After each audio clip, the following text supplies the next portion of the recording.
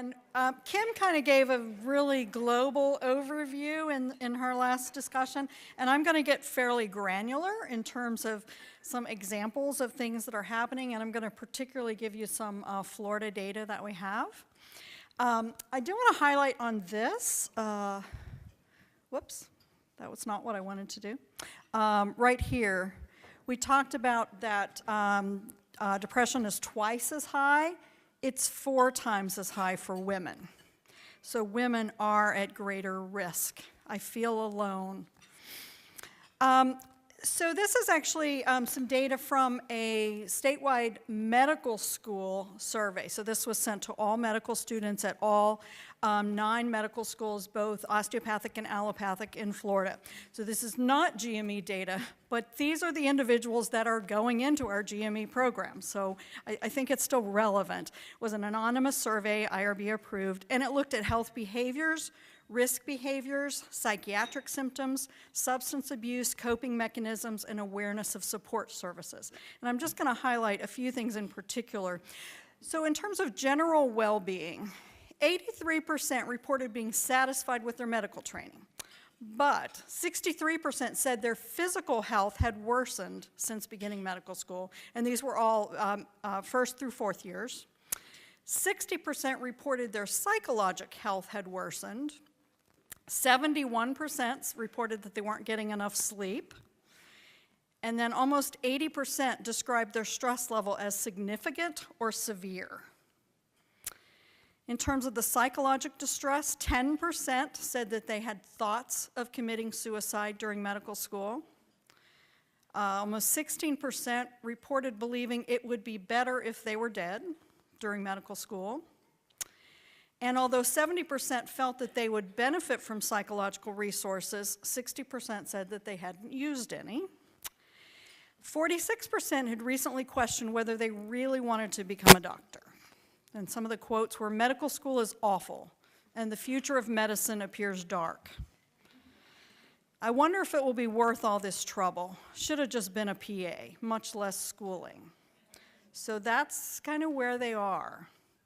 And then these were pretty alarming too, in terms of substance abuse. 70% acknowledged binge drinking after exams in medical school. 31% reported drinking more since beginning medical school. Almost 7% admitted being concerned that they might have a drinking problem during medical school. Prescription stimulant use, 64% of the stimulant users admitted taking pills not prescribed for them. 20% of the opioid users, and this was self-report obviously, admitted taking pills not prescribed for them. And 2% acknowledged that they felt that they might have a drug problem during medical school.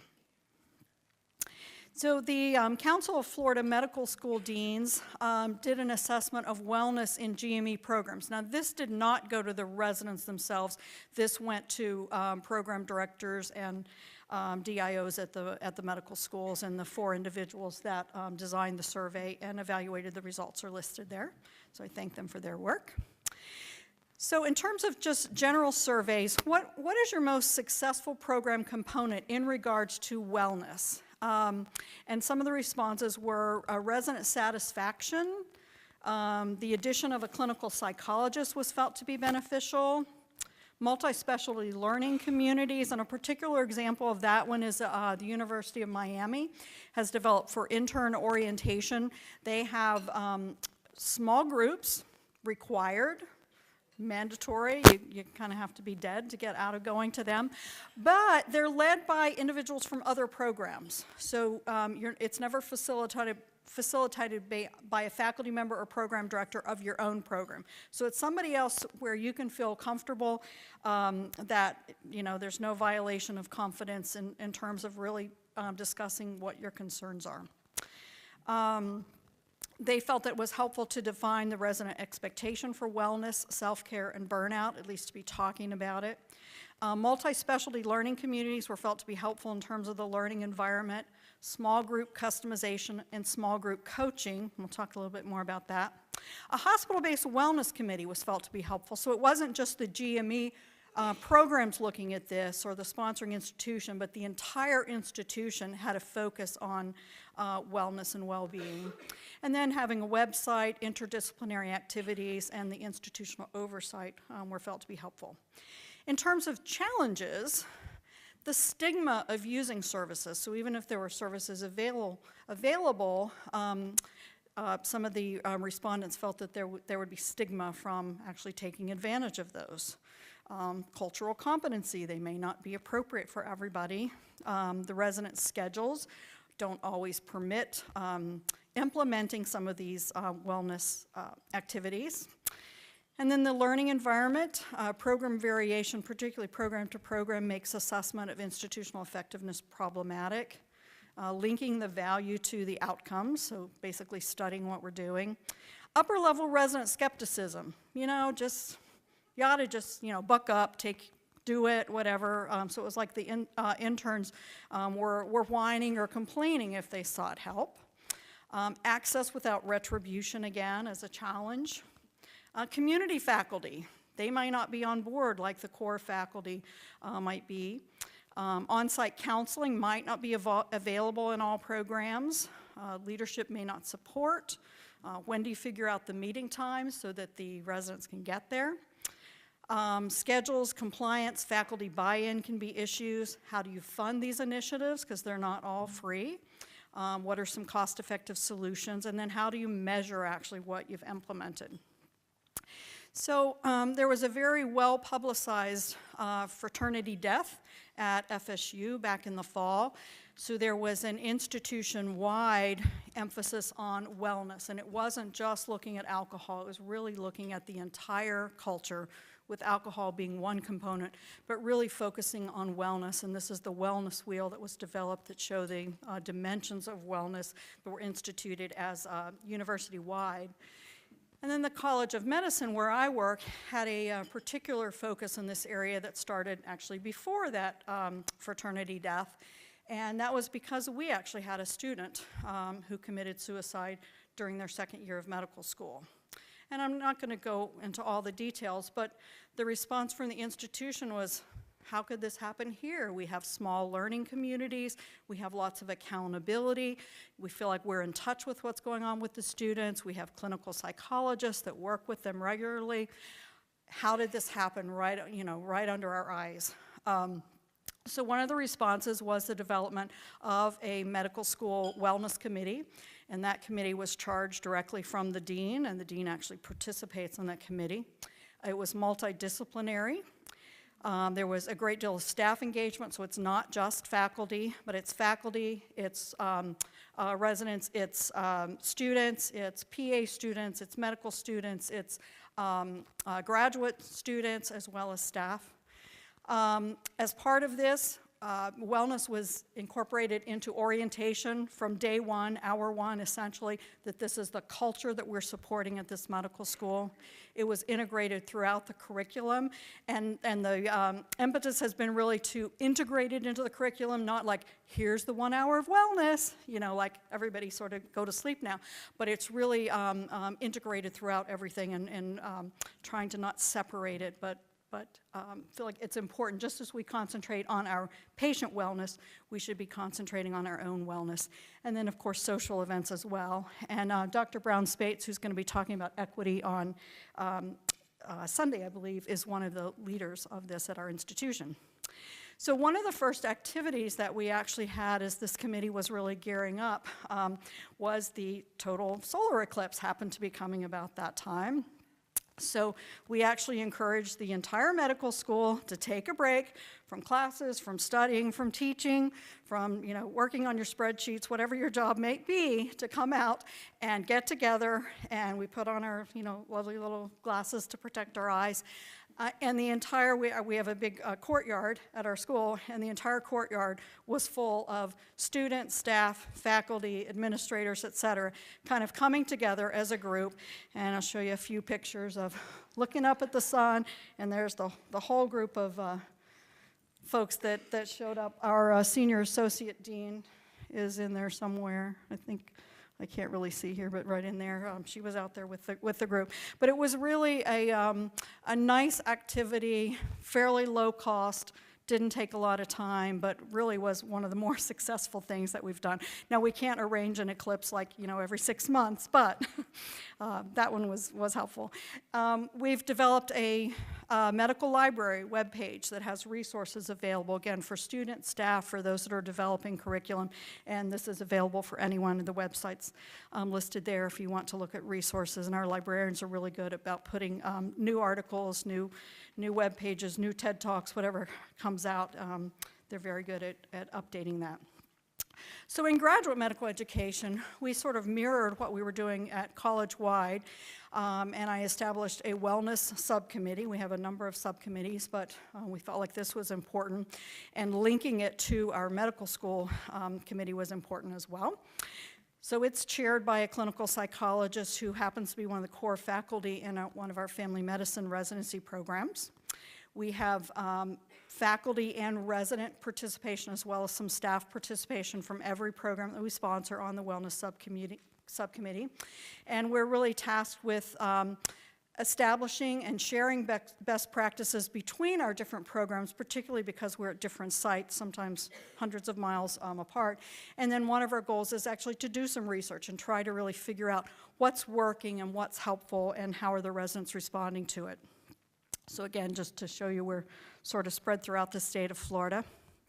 And I'm going to go through just a few specific highlights from the programs in terms of their responses with our wellness committee, which is very young. But the feedback that we got from the participants on our wellness subcommittee is that at this one program in medicine in Tallahassee, they liked a guest lecturer that came in that talked about wellness and mindfulness techniques. The residents were trained on meditation, and they actually use it regularly. They're not required to, but there's actually time when the program together meditates. They liked resident participations on or presentations on wellness. The holiday season get-togethers, obviously, and they do some of those in work and sometimes outside of work. And they identified some of their needs as looking at resident bonding, techniques for stress relief, avoiding burnout, the importance of self-care, both mentally and physically. This is our program in Fort Myers, and they had a poster that we presented today. They have their own wellness committee that meets every other month. They talk about programming. They talk about some of their challenges and strengths. They have developed a presentation on fatigue and fatigue mitigation, which is presented during their orientation. They have a monthly support group that's facilitated by clinical psychologists that are not involved in the evaluation of residents in the program. They have at least quarterly a team building half day where the residents are released from their regular rotation to participate. Sometimes that might be on-site, it may be off-site. They have a quarterly girls' night. I would probably prefer women's night, but they chose girls' night, so I'm good with that. But this is where this shows you where they were painting for their girls' night activity quite recently. The residents are allowed up to 4 hours per month to take care of personal needs, and so they don't have to use their paid time off to do that. The residents have an annual retreat. Now, they're located in Fort Myers, and they actually have nice little weekend cruises out of Fort Myers. So for 2 years, they're not doing it this year, but for 2 years, they actually did a weekend cruise, and they spent half of that time actually completing their annual program evaluation activities and getting feedback from the various groups. But the other half of the time was socialization time and get away from work. And the faculty that were left back in Fort Myers actually took care of all their patient care responsibilities. So all of the residents from all levels of the programs were free to attend that. And then, of course, they have a didactic series that they've done as well. They go to the gym together, as you see on this. One of the things that we do is actually have our residents do some writing activities. This is an example of one of our family medicine residents who was writing a column for our newsletter. This one, he's talking about the recent death of his grandfather, who was a physician, and the medical care that sort of surrounded that death. But he reflected as he wrote this, to provide excellent, caring, compassionate care is not always convenient, but it's always the right thing to do. It's not always emotionally easy, but our noble profession was never about what is easy. The best way I can honor my grandfather's memory is to care for others as he cared for us. And here at Lee Health, I know that's what we're all about, caring people, caring for people. If you'll notice here, we also highlight births, marriages, whatever in our newsletter and celebrate those things because we think that's emotionally important as well.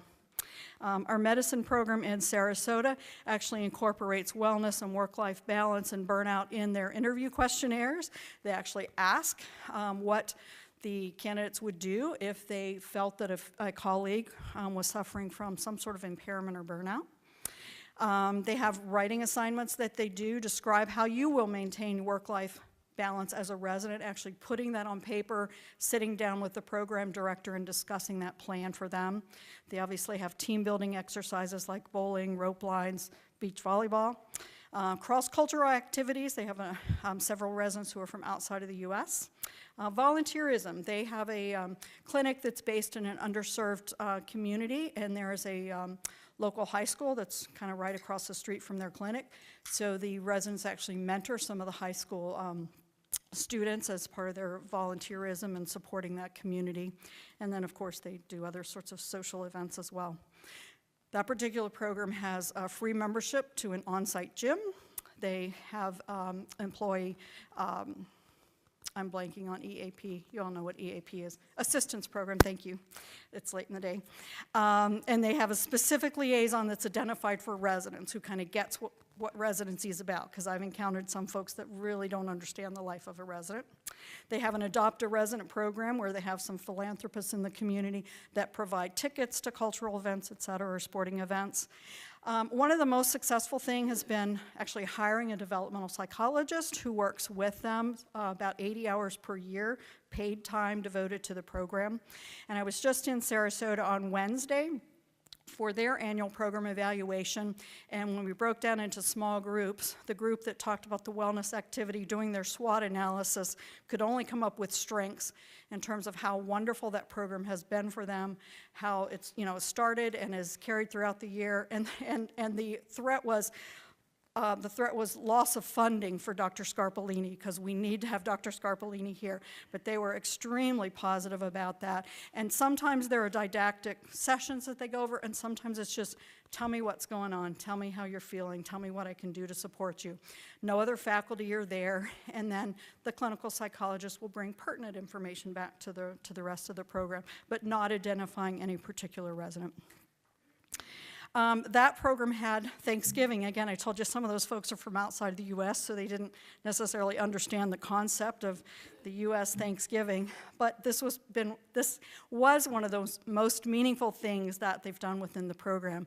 One of the faculty had this at her house. They all came together. They did sort of potluck and traditional dishes, and they really spent time reflecting on what's going on with them and what they are truly thankful for, and really had a great bonding time, and they said they're absolutely going to continue this every year because it was such a successful event. And then the last thing I was going to close with, as I mentioned earlier, I'm a pediatrician, and I'm involved in a multi-year project between the Centers for Disease Control and Prevention and the American Academy of Pediatrics, with about 12 other organizations participating in this, and we're looking at physician education on breastfeeding. So there are a number of steps to it, but one of this is that, or one area of emphasis is that we need to provide better education for physicians on how to support breastfeeding, starting with our medical students, but then particularly for residents in OB, family medicine, and peds. They need to have intensive, not only didactic training, but also clinical hands-on skills training in terms of supporting breastfeeding. But the other big piece of this is how we support our physicians, trainees in particular, because their schedules can be the most demanding, but how we support our trainees in being breastfeeding moms themselves, for those who choose to do that, and we know that that's really an important component of women's health. So if we don't provide a culture of support for those women to be successful at breastfeeding, to make whatever accommodations need to be made so that they can be successful, then we're doing their own health a disservice, as well as obviously their child's health. So it's, again, it's a very comprehensive project. but it's another way that we support women and help to prevent or decrease some of the stressors that they feel. A pediatric survey actually said that many women physicians felt discouraged, frustrated, and very upset because they weren't able to meet their personal breastfeeding goals. So that's one of the goals of this particular project. And I think that's it. So resilience is what we're looking for, the capacity to bounce back, to withstand hardship, and to repair yourself. Positive adaptation in the face of stress or disruptive change. And achieving wellness is a process. We're not going to have everything at every program, but we need to really look at the process of achieving our own wellness as well as creating a culture of wellness to support our residents. It's not a particular destination, it's the process that we use to try to achieve it. Thank you.